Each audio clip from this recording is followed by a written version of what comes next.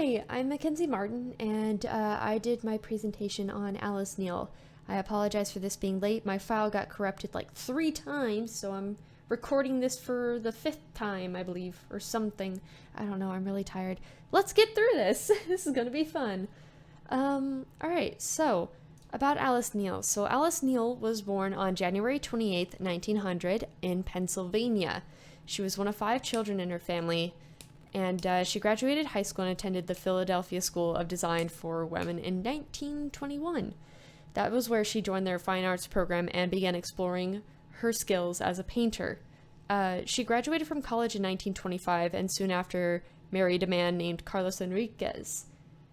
Soon after that, they moved to Havana, and in December of 1926, Neel's first daughter, Santillana, was born. She died only a month before her first birthday, unfortunately, from diphtheria. This caused a great amount of grief in Neel's life, which affected her work for the rest of her life. Much of the work that she had done during these times was having themes on motherhood, loss, and anxiety. Over the years, Neel began to explore and experiment with the human body in her works, despite the style being unpopular at the time. Of course, she didn't seem to care at all. She wanted to do what she wanted to do. And pretty sure that worked out really well for her in the end. One of her series focuses on her paintings of nude and pregnant women, while others have her painting famous intellectuals, artists, and leaders. Later on, she also enjoyed painting pictures of her friends, family, and neighbors. Prior to the 1970s, her work was mostly unknown. She had only had a handful of solo shows. However, in the last 2 decades of her life, she had more than 60. This was because of a shift in the art world that caused many to focus on the accomplishments of minorities and women.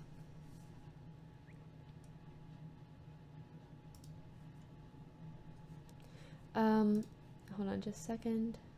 There we go.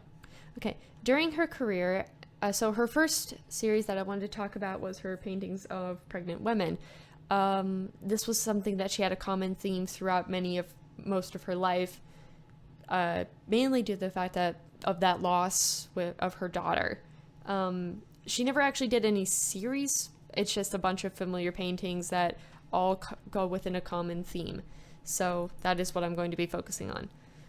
During her career, Alice Neel grew to have a fascination with the idea of motherhood shown in her later works. Most of her models in this collection were either friends, family, or neighbors.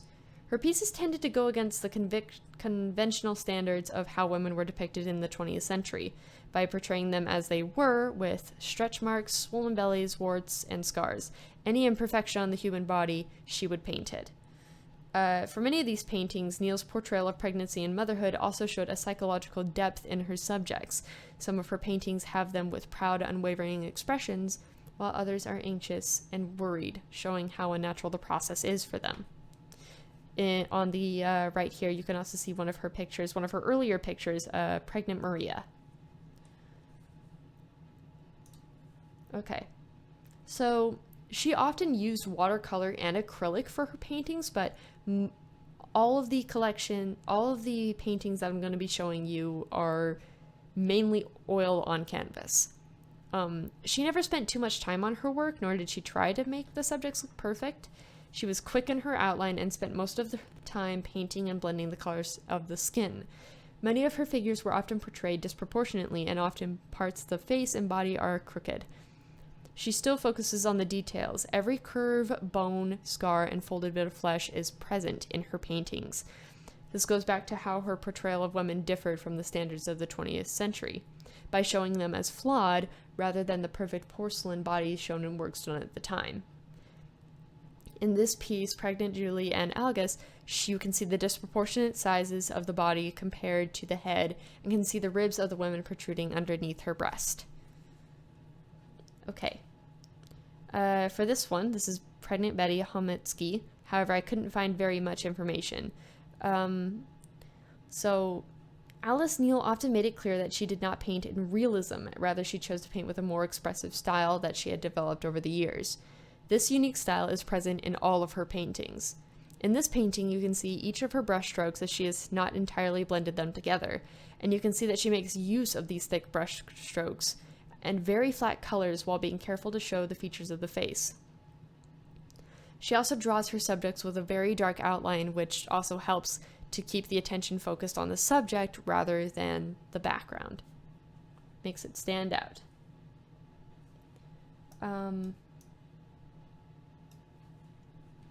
Where's my next slide? Come on. There we go. So another thing that Alice Neel liked to do was focus on her emotions. Neel is known to have a heavy reliance on emotion in her works. She does this by utilizing the positions of the body, their facial expressions, and of course, her color scheme. This painting portrays her daughter-in-law, Nancy, before she gives birth to twins and her husband. She doesn't give birth to her husband. Her husband is standing behind her, obviously. In this painting, Neel uses green to show the emotions of the subject. This color palette emphasizes the look of exhaustion and portrays the feeling of sickness and isolation in Nancy's face. The minimally colored man above her shows an anxious expression, adding to the uneasy tone of this painting. And finally, one of her more popular works is Margaret Evans. A technique she used in most of her works is a minimalist background. She doesn't add much to the background in her works other than a few details or shadows. She painted her later works as a blank and nearly empty space, which kept the audience's eyes trained on whichever figure she wanted to portray. Here we see a portrait of Margaret Evans, the wife of one of Neel's friends, not long before she was to give birth to twins. The light blues of the room around the subject complement the soft purples used in her skin. Though the painting portrays a bright room, Neel manages to keep our focus on the figure by keeping the backgrounds as minimal in detail as possible. She uses a handful of brushstrokes to define any significant features in the wall behind the subject and paints light shadows on the floor. Though these pictures sometimes made me uncomfortable, I love that she saw the flaws in people as more beautiful than perfection. She painted people as she saw them, which is something I can admire, mainly because I'm used to seeing one of my favorite artists did that same thing. However, these paintings actually kind of had a message, whether she intended that or not, at how frightening pregnancy and motherhood can be to new mothers. We are given the impression that becoming a mother is something precious and pure, but for those who have never been one before, it is something very frightening.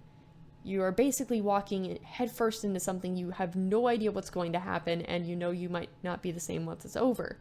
It is still a wonderful thing, don't get me wrong, but the fact that someone can portray those inner thoughts that are going through those new mothers' heads is absolutely incredible. It kind of shows pregnancy and motherhood through the female eye instead of the male eye. So the next set of paintings that I ended up focusing on was her paintings of fellow artists. This includes singers, actors, intellectuals, and other artists. She applies her usual art style with dark outlines on the figures and painting people with thick brushstrokes. For most of these paintings, we can see her crooked faces and disproportionate bodies, but we also see more of the details in her backgrounds, especially in her earlier works.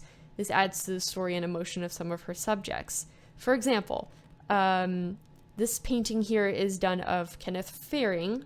I don't know if I'm pronouncing that right. Forgive me. I don't know if it's Faring or Fearing. He was a fellow artist in literature during the Depression era. Here we can see Fearing sitting at his desk working with a book. The background around him is filled to the brim with little details, each one relating to Fearing's life and works. However, it still doesn't take away from that negative space provided by his shirt. That allows us to keep focus and see him as the main subject in the painting, which is really cool. During this Depression era, Alice Neel was asked to do a collection of more realistic art pieces. So she was asked to do more realistic portraits of different people. One of these people was the actress Alice Childress. Despite this one's appearance being more realistic, you can still see hints of her unique style underneath that realism. So you can see on her painting, you can see those very thick and expressive brush strokes that are kind of on the edges of the shadows, as well as in the dress. And you also see a lot of focus placed on the face, and as well as those dark outlines on the body. You can definitely see the dark outlines on the body, on her face, on her dress, even in the backgrounds, especially with the chair. Those black outlines on the back of the chair. Her expression holds a sort of somber expression that blends well with the colors in the background. So it kind of sets the mood for the entire painting. Okay. So Neel's painting of Hugh Herd had more of her signature and unique look, as it was done at a time where she was exploring expressivism more and more. So here it depicts Hugh Herd, an American actor and civil rights activist. With this painting, Neel evokes a sense of style, class, and mystery in the figure by focusing on his equivocal facial expression. And very nice suit. I don't know if I'm using equivocal properly. I worry about that, but that's okay. Her use of flat colors and bold lines, along with her expressive brushstrokes, make it much more impactful on an emotional level, as it shows us the quiet determination of the civil rights movement.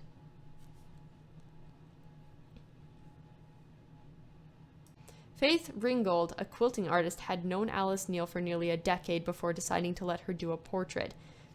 In this portrait, we see connections to her other works, such as Margaret Evans, as it uses the same background, though not as detailed. Instead, it is a blank slate, keeping most of the attention on Ringgold. This piece is different from her other pieces, as the clothing depicted is much more detailed than most of her other works. We still see those flat colors and bold lines. However, they are joined with detailed patterns and swirling colors of deep blues and greens. We still see a lot of the emotion and detail in her face, as Ringgold is shown with a very patient and almost stern expression. However, because of the amount of detail on the clothing, our eyes don't stay focused on the face for very long. There's a lot to look at, and your eyes constantly are moving, looking at all these different details. It is almost an active scene, despite the fact that the figure is sitting down. And last but not least, one of her more famous works, Andy Warhol. So Alice Neel was sometimes called, well, a couple of critics called her a collector of souls. She was able to capture the inner thoughts and emotions of her subjects through a different point of view. Her painting of Andy Warhol was one of her most famous, as it depicted the famed artist as vulnerable, contrary to his pop artist persona. There are a lot of similarities to her paintings of nude women in this piece, as she doesn't hide any of his flaws, and as well as it has a very, very minimalistic background,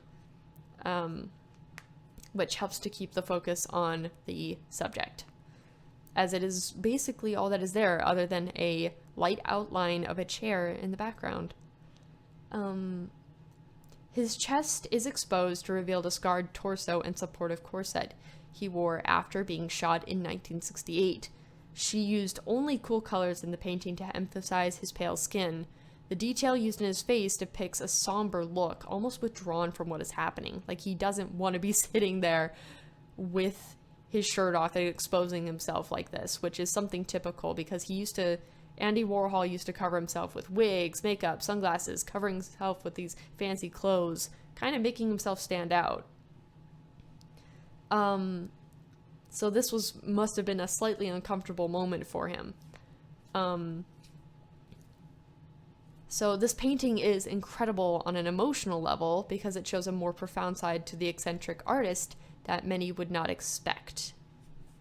I love this selection of paintings because it allowed me to see how her art style changed and how each painting can be traced back to a moment in history as well as her own history. I also love seeing many of these artists and actors in a new light, with Warhol being the biggest example of all of these. Seeing someone portrayed in a way you wouldn't expect to see them as is something that Neel was really good at doing, and it is very impressive. And yeah, I think that's it. Thank you for your time. Again, I'm sorry this is late. My file got corrupted several times, so hopefully I can upload this one. Thanks again. Bye.